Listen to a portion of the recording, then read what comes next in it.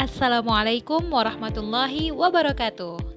Balik lagi sama aku Wilfa Selmi Khairi dari Prodi Komunikasi dan Penyiaran Islam kelas 2A. Di sini aku bakal mereview materi Ulumul Quran yang dimana video presentasi ini dibuat guna memenuhi tugas akhir mata kuliah Ulumul Quran pada semester 2 perkuliahan ini.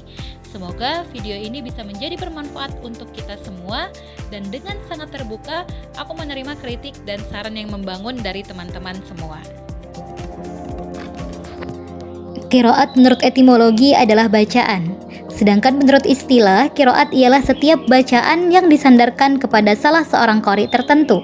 Maka, ilmu qiraat adalah ilmu yang mengajarkan cara melafalkan kata-kata Al-Quran dan cara membacanya, baik yang disepakati para ulama qiraat maupun yang padanya terdapat khilaf dengan menisbahkan setiap bacaan kepada orang yang meriwayatkannya.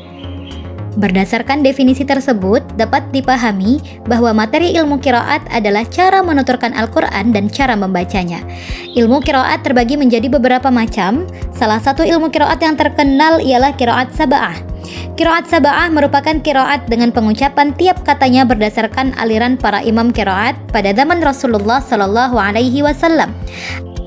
Antara lain, Abdullah bin Katsir al-Dari dari Makkah, Nafi bin Abdurrahman ibnu Abu Nuaim dari Madinah, Abdullah al-Yashibin atau Abu Amir al-Dimashqi dari Syam, Zabban ibnu al-Ala bin Ammar atau Abu Amr dari Basrah, Ibnu Ishaq al-Hadrami atau Ya'qub dari Basrah, Ibnu Habib al-Zayyad atau Hamzah dari Kufah, dan Ibnu Abi al-Najud al-Asadli atau Asim dari Kufah.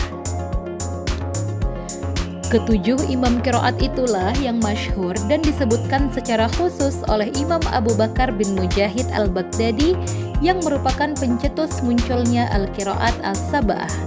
Beliau mengatakan bahwa mereka merupakan ulama yang terkenal dengan hafalan, ketelitian, dan cukup lama menekuni dunia qiraat. Beliau menentukan 7 imam qiraat tersebut dengan berpijak pada keahlian seseorang dalam bidang ilmu qiraat dan kesesuaian bacaan mereka dengan mushaf Utsmani yang ada di negeri mereka, dan bacaan mereka yang terkenal masyhur di kalangan ulama negerinya masing-masing. Sebelum Mujahid menetapkan ketujuh imam tersebut, sebetulnya sudah banyak yang menetapkan ketujuh imam tersebut sebagai rujukan ilmu qiraat. Namun, Mujahidah yang pertama memilih mereka sebagai imam yang mewakili setiap negerinya masing-masing, dan lahirlah istilah al-qiraat as-sab'ah yang merupakan istilah pertama sekali ada dalam sejarah ilmu qiraat. Berdasarkan uraian tersebut, dapat disimpulkan penyebab munculnya al-qiraat as-sab'ah adalah: yang pertama, banyaknya riwayat yang beredar di masyarakat sehingga menjadi rancu bagi orang awam. Kemudian adanya mushaf Utsmani yang tidak berbaris menjadi pintu masuk bagi kalangan ahli bid'ah untuk membaca menurut keinginan mereka tanpa melihat sanadnya yang sahih. Yang ketiga, demotivasi untuk mempelajari ilmu qiraat dengan banyaknya qiraat sehingga diperlukan penyederhanaan dalam periwayatan. Bab selanjutnya adalah perintah dan larangan di dalam Al-Quran. Allah Subhanahu wa Ta'ala menciptakan manusia sebagai makhluk yang paling sempurna, mempunyai akal dan pikiran.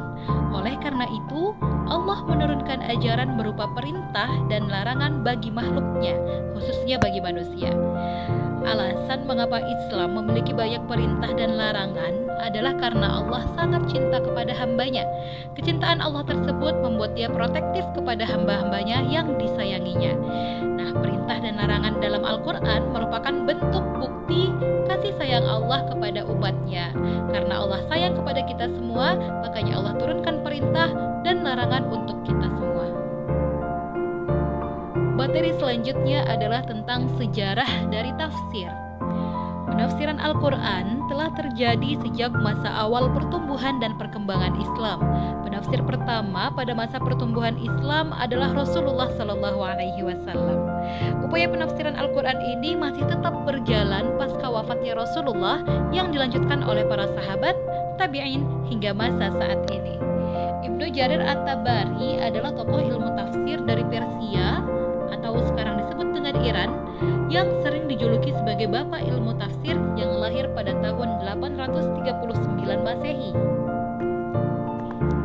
Materi selanjutnya adalah metodologi tafsir. Apa Apa itu metodologi tafsir? Metodologi tafsir adalah pembahasan ilmiah tentang metode-metode penafsiran Al-Quran. Ada 4 metode dalam tafsir, yaitu metode ijmali atau global, metode tahlili atau analitis, metode muqarin atau perbandingan, serta metode maudhu'i atau tematik.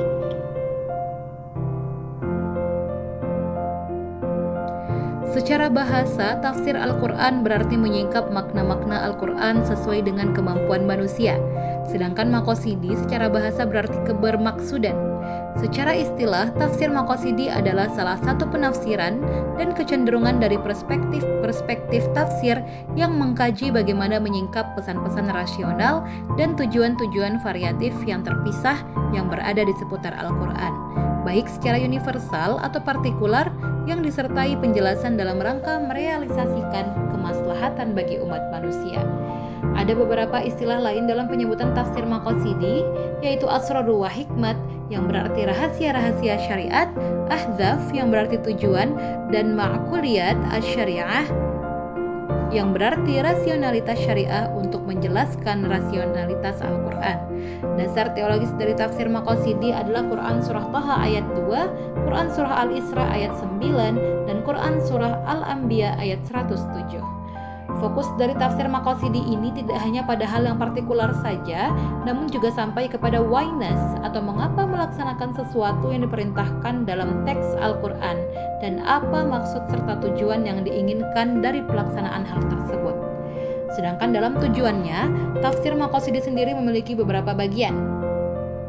Pertama, untuk menunjukkan maksud dan tujuan di balik teks-teks keagamaan, contohnya adalah perintah untuk makan dan minum tetapi dilarang secara berlebihan. Hal ini bertujuan sebagai hifdzun nafas, karena ada efek samping jika makan dan minum secara berlebihan, sehingga tidak menyediakan ruang lain untuk bernafas atau udara. Tujuan tafsir maqasidi yang kedua adalah untuk menjelaskan dimensi rasionalitas teks agama atau ma'kuliyat al-nusus ad-diniyat wa ta'limiyah. Ketiga, melengkapi metode-metode tafsir yang ada dan belum mencerminkan dimensi maqsidiyah. Contohnya adalah pentakwilan Al-Quran. Keempat, menjadi jembatan epistemologi antara teks Al-Quran dan realitas supaya sambung menyambung dan terkesan tidak terpisah. Contohnya, ada sebuah teks Al-Quran yang memerintahkan untuk masuk Islam secara kafah atau keseluruhan. Hal ini masih sekedar terjemahan tekstualis, dan yang seharusnya dipahami adalah bagaimana implementasi dari nilai-nilai Islam itu sendiri. Bukan berarti harus meniru secara keseluruhan Islam dan sistemnya seperti sistem pemerintahannya. Materi selanjutnya adalah tentang infiltrasi tafsir. Beberapa mufassir seringkali terjebak dalam nuansa keilmuan, latar belakang, serta ideologi tertentu, sehingga lahirlah penafsiran yang disinyalir tidak lagi objektif dan telah terkontaminasi oleh sumber-sumber yang tidak dapat dipertanggungjawabkan keabsahannya. Inilah salah satu hal yang melandaskan munculnya infiltrasi dalam tafsir Al-Quran. Bab selanjutnya adalah hukum terjemah Al-Quran. Penerjemahan Al-Quran yang dibolehkan ialah penerjemahan dalam arti menyampaikan nas Al-Quran dan menafsirkannya. Sedangkan penerjemahan dengan arti mengalihkannya ke bahasa asing adalah dilarang. Yang dibolehkan adalah menerjemahkan dengan makna menafsirkannya dengan bahasa asing.